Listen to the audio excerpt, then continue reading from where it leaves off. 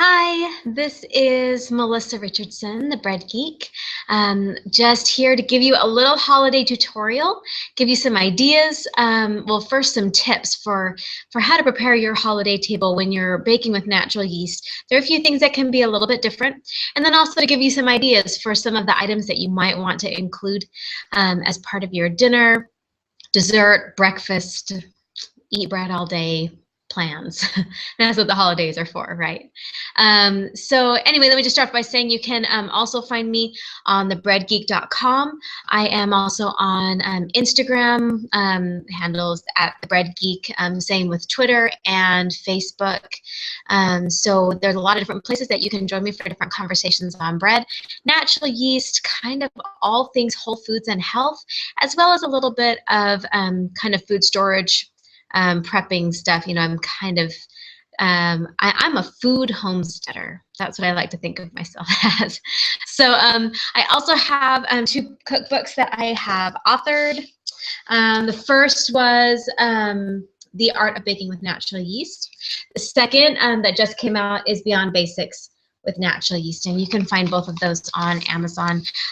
Also sometimes at your local Barnes & Noble, some stores like that. You can also find it most places available at your library. If they don't carry it, request it, because I love to have books available at the library so people don't have to buy it if they're not sure it's the purchase they want to make, or, you know, their financial situation is not, you know, conducive to that at the time. So anyway, let's get started. Let's just make this quick and snappy because we're all busy, aren't we? And especially now as the holidays are coming in, we're all starting to kind of think about what we're going to put on that table, especially if you're hosting. If you're going to grandma's house this year, then good for you. But if you're going to be hosting people like I am, then you kind of have to start thinking about those things. So if this is your first Thanksgiving or your first holiday season baking with natural yeast, there are a few things that you might want to consider if you're going to be baking for other people in your home. First off, you need to be thinking ahead of time a little bit. What kind of flour you're going to be using. Are you going to be using white flour? Are you going to be using whole wheat flour? I mean, you're going to want to take into consideration the taste of the people that you're going to be feeding. I feel really strongly that food is meant to bring people together and make people feel loved. And it can also be a little bit of a divisive thing, you know, if there's something that, you know, most of the people that you're feeding aren't comfortable eating, then you maybe, I mean, sure, you could maybe make a statement and say, we're eating healthy and this is how it's going to be at our table. At the same time, that might, you know, make some people feel a little alienated if it's not the kind of food that they prefer. And for me, the holidays are more about bringing people together. So take that into consideration as you're planning your foods. Are you going to be using white flour, whole wheat flour, a combination of both? A lot of times I've found that for most people, even the most diehard white bread fans, can handle, you know, a 60-40 or 70-30 ratio. So 70% white flour and 30% wheat flour. It gives the bread a nice different texture and a little flavor without being ominous. It still lets it kind of have a little bit more of the fluff that people are used to, without being, you know, too wholesome. Some people are afraid of the wholesomeness. So that's something to consider. Also, you're going to want to make sure that your starter is really healthy and happy. So you want to start now at the beginning of the holidays, really taking some extra time to pay attention to your starter. Give it some extra love, care and feeding. Make sure you're feeding it on time. Make sure you're paying attention to the water or the liquid that's accumulating on top. Give it lots of TLC because you're going to want it to be in good performing order for your holiday baking. Also with that, if your starter is kind of in a funk and it's producing sour flatbread, then, you know, it doesn't matter how delicious the recipe is. Nobody's going to want to eat what you're making if it's going to be really strong flavored and flat and dense. So it's in your best interest to get your starter happy and thriving now, because when you're making the turkey and the pies and the bean casserole and whatever else that you're making, the last thing you want is to pull all that hard work of those rolls out of the oven and they didn't rise and they taste awful, and you're just going to want to sit down and cry and eat chocolate. And I'm okay with eating the chocolate part, but sitting down and crying in the middle of trying to get dinner on is not advisable. So Start taking care of that now. Start paying attention to your starter and getting it happy. The other thing you're going to want to probably start at least, maybe 2 weeks ahead of time, start growing your starter out. You're going to want to have at least probably 3 cups is usually what I recommend, because, with the variety of things that you can be using your starter for, you're going to want to probably have at least 3 cups on hand. A few things you may want to consider. You probably will want to, make out your menu ahead of time, and I advise writing it down.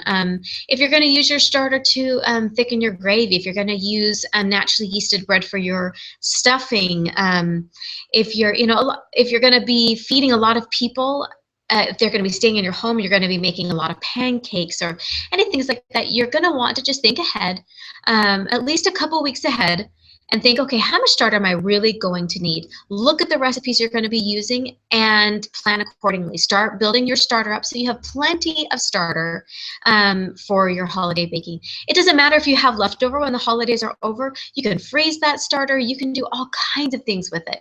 And we'll talk about that in a little bit. So you're going to want to get your starter healthy and happy, and you're going to want to start growing your starter out about 2 weeks ahead of the actual holiday, because you'll want to have plenty on hand. As far as other tips go for natural yeast baking, if you are going to be doing whole wheat breads or rolls, something you might want to consider is you might want to make your rolls a little bit smaller. We're used to going to the store and buying these like massive potato rolls or whatever they're called. They're super soft and fluffy. They're great for a lot of things. So let me just share a story that emphasizes this fact. One year for Thanksgiving, a couple years ago, I made all of the rolls for Thanksgiving dinner. I made them whole wheat. I made them naturally yeasted. They were delicious. They were wonderful. And they were big. They were big like those big fluffy rolls you otherwise would buy at the store. The problem was that nobody could finish an entire roll because they were so hearty and nutritious and wonderful that everyone got just halfway through a roll, and they were just stuffed. So everyone kind of just sat there looking like longingly at this beautiful bread and wanting to eat it and not being able to because they were so full. So you have to remember, when you're baking with whole grains, people are going to get full faster. Their eyes are definitely going to be bigger than their stomach. So you might want to make the rolls just a little bit smaller. That will also decrease the baking time a little bit, maybe by 5 minutes or 10 minutes, depending on how small you want to go. And then just fill up a nice bowl full of them, and it will look big and bounteous and wonderful without having so much waste, because once that roll's half eaten, nobody else is going to want to pick it up. So that's just a suggestion that you're going to want to consider.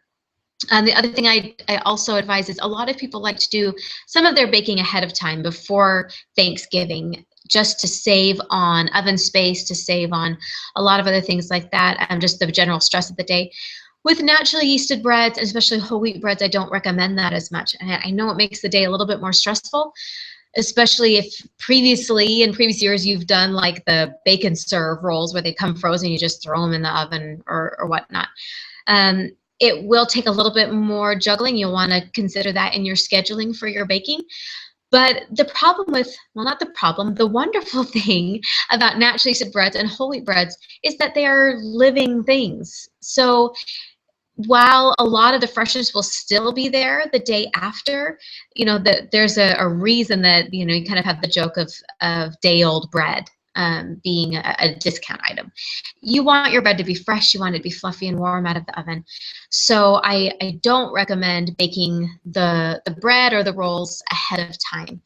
Pies are good for baking ahead of time. Even the green bean casserole can prepare ahead of time and just be thrown at the last minute to just heat through. So, but I don't recommend doing the rolls that way. Another thing that I recommend, as far as if your family is new to natural yeast baking, if you're baking for people, again, who are not, used to eating whole wheat or things like that, I always tell people, don't try and make your rolls be the whole wheat version of grandma's light and fluffy white flour commercially yeasted rolls. Because what's going to happen is you're going to come in second place, always. because you will not be making grandma's white and fluffy commercially yeasted rolls. You just won't be. And so you're kind of setting yourself up for a little bit of disappointment. It's like trying to be somebody you're not, you know. So it's better to choose something that's new to people, something that you know that they will appeal to their taste, but something that's a little bit out of the box, something that's a new flavor or something you haven't really tried before, so that you can be first place in your own race. You're not competing in somebody else's race. You're not competing in grandma's race. You're competing in your race for naturally yeasted whole wheat bread with a recipe that's going to be really delicious and appealing to everyone and complement the meal that you're making. So with that in mind, let's go over a few different recipes that I have in my cookbooks that I, as I've gone through this, I think I realized like how much I had the holidays in mind when I was making a lot of these recipes. There are just a lot of different flavors that work really great for naturally yeast baking. So let's go through a few of these things. I'm just going to show you real quick in the book, and encourage you to pick one up and just look through it. If you have a friend who owns one, borrow it. Just remember to return it, or you might lose friends. So, all right, so here we go. So just right off the bat, this is in the very first section of the bread section. This starts on page 18, is the multi-grain roasted flax and pumpkin seed loaf. Now, the reason I like this for the holidays is because, again, it has pumpkin seed in it. It has just that little bit more of that holiday flavor. It's something different. It's unique. It's something that will appeal to people in texture as well as visually. If you can see over here, I have a picture of kind of one way that you can shape that to make it really appealing. It's a beautiful bread. It is so delicious. The roasted seeds just come alive in your kitchen and on your taste buds. So I really suggest that one. Another one that I suggest, and that's because for me with Thanksgiving, I like to think of it as really kind of going back to our roots, or whatever you want. I think of heartiness, of wholesomeness, of whole foods. I also recommend the Harvest Moon bread.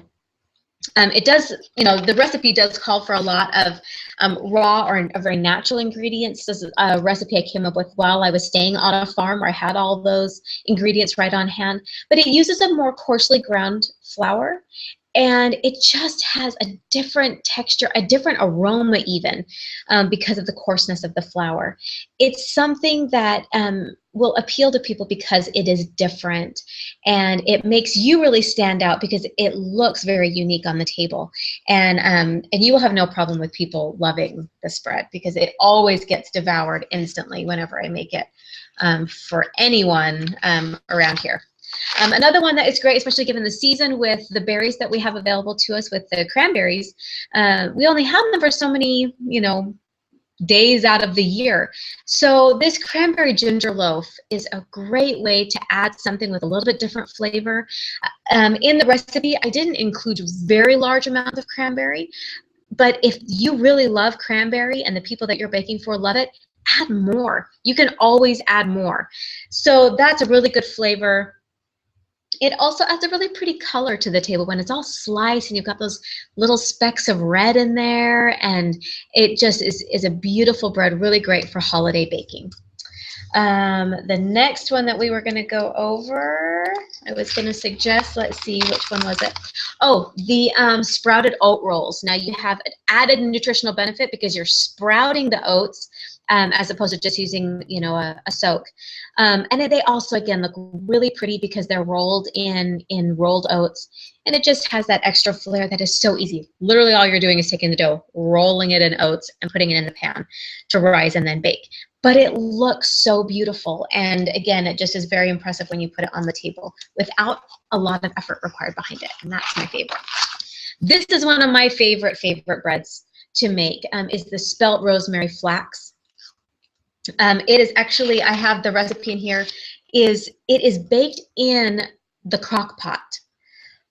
This is one of my favorite ways to do bread for the holidays because your oven is being worked out to the max already.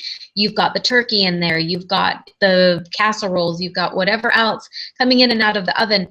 If you want to have extra space, you want to have that bread coming fresh out of the oven right when dinner's ready, do a crock pot bread. It's so easy. All the instructions are here in the recipe, and it makes this soft, pillowy, almost crustless bread that, as I say in here, is soft enough to snuggle with. It's so good. You could do rolls this way, or you could just do it as a loaf. And the spelt and the rosemary, oh my goodness, with the turkey, it's just amazing. So, and again, if you're doing, for Christmas or whatever, the rosemary is just such a beautiful holiday flavor. So let's move on to what you can prepare for all of the wonderful people who are going to be sleeping on your couch and your floor this holiday season. And isn't it fun to bake for all of them and to make breakfast for so many people? To reduce the chaos in the kitchen, I highly recommend this recipe. It's Dad's sourdough pancakes. It is a massive recipe for large quantities. So it's really easy to follow. This is one of our contest winner recipes. This is submitted by Christine Ward Pryor. And it's a great recipe that her dad used to do for making pancakes for large groups of people. This is just a great way. It's almost no fuss. You mix the batter up. Part of it the night before, you finish it up in the morning and just pour it on the griddle and it's good to go. Highly, highly recommend that one. Also, pumpkin pancakes. Those are my favorites. So pumpkin pancakes, this is an instant recipe, also another contest winner, but you can just use it with, you use starter, you add the ingredients and you cook it right there. There is no wait, there is no soak period. You are taking starter fresh out of the fridge and adding pumpkin and a few other things, and you are having pancakes almost instantly.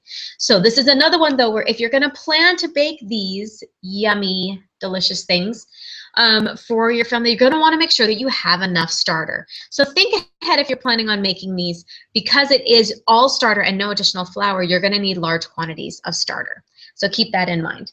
The other one, again, pumpkin muffins, another contest winner. We all just love pumpkin, I think. We're all just kind of addicted to it. So a lot of these, and you can tell that I love pumpkin because all the pumpkin recipes that got submitted for the contest all made it in the cookbook, I'm pretty sure. So pumpkin muffins, another delicious addition to the breakfast table. This is by Lori Daniels. So another good thing to think. And that's something, these muffins, you can make these ahead and freeze them. Make them ahead and freeze them, and when all the company comes, you just pull out the muffins, defrost them, toast them a little bit maybe, put them in the oven to warm up, serve them to everybody. It's no hassle breakfast. So that's a great thing that you can do ahead of time, and can also be good even for your dinner table. A little pumpkin muffin on your Thanksgiving plate never hurt anybody, did it? Okay, here, some years I like to, instead of doing like a roll, I like to do a cornbread, because I feel like it's kind of more traditional in terms of, the whole Thanksgiving story. So I like to do a cornbread. This one is a very, corn-rich cornbread. Very hearty, very delicious. But just another option for if you're wanting to try something a little bit different with your holiday table. Okay, this is where we get to some other good stuff. These are in the bonus recipes at the back of the cookbook. Again, this one is Beyond Basics with Natural Yeast. Croutons and stuffing. This, if you want to make a bunch of loaves ahead of time, this is, again, another good time saver. Make extra loaves. Maybe in the next few weeks that you're baking, make some extra loaves and stick them in the freezer. Actually, before you stick them in the freezer, just cut them up and dice them, stick them in the freezer. Put them in a little bag, stick them in the freezer and forget about them until it's time for stuffing. Then you can pull those out. They're already ready to go. You don't have to bake extra loaves. You don't have to cut and slice the bread. You just defrost it. Follow the instructions here for the stuffing, and if you want croutons for your salad or whatever you're doing that way, then it's already ready to go. I'm all about preparing as much ahead of time as you can just to reduce stress. So so that is a really great recipe, obviously, for your turkey. Let's see, there was one other thing. Oh yes, here it is. The gravy. You can use your starter to thicken gravy. You're going to take all those pan drippings from that delicious, holiday meat from the turkey or whatever it is you're cooking, and you can use your starter to thicken the gravy. And let me tell you, the flavor of the starter makes such a rich and delicious gravy. It really, I will not make gravy without my starter anymore. It just tastes bland to me. I don't like making it with, some people use cornstarch or whatever. Even with just the flour, it just lacks that extra flavor. I always use my starter now in thickening gravy. And so there's a great recipe for that in there for, getting your gravy for your turkey or whatever meat that you're making. One last thing I would just say is on page 132 of The Art of Baking with Natural Yeast, there are a bunch of shaping tutorials for different roll shaping ideas. We have crescent rolls, we have cloverleaf rolls, we have these little cute whimsical spiral rolls, all kinds of different roll shapes there. Again, just another way to make your table pretty, to make it beautiful and appealing to the people that you're going to be baking for. One other thing that in this day and age where we are facing so many different allergies, I would try to be aware if you are going to be hosting, what allergies may be sitting at your table. If you have people that are allergic to eggs or lactose intolerant or wheat intolerant or have different, gluten sensitivities, you may want to, just ask around ahead of time so that as you're planning, you can make sure that you have a few items for everyone to enjoy. There are many, many vegan bread recipes in Beyond Basics with Natural Yeast that will be really easy and delicious for everyone. The spelt rosemary bread is a vegan recipe. So if someone has, milk or egg allergies, that's a great recipe for that. As far as the wheat goes, there are just some other things that you can do to help make people more comfortable at your holiday table. So just another thing to be thinking of. So I think that is all that we have for this broadcast. I hope that that's been helpful. Baking for the holidays can be a little stressful, especially if we wait till the last minute to try and make everything come together. With natural yeast, it can be a little bit extra difficult to do things last minute. Not impossible. There are a lot of instant recipes and some things we can just throw together. I will say also on the blog, I have a recipe, and I'll try to put a link to it here. I do have a recipe for a stuffing bread. My husband loves stuffing, and so he requested that I make a bread that tastes like stuffing, and so I did. And so I'll try to put a link on there to that if I can. Otherwise, you could just get on thebreadgeek.com and search stuffing bread, and it should take you right to it. So unless there are any questions, which I'm not sure there are any right now, I don't see any.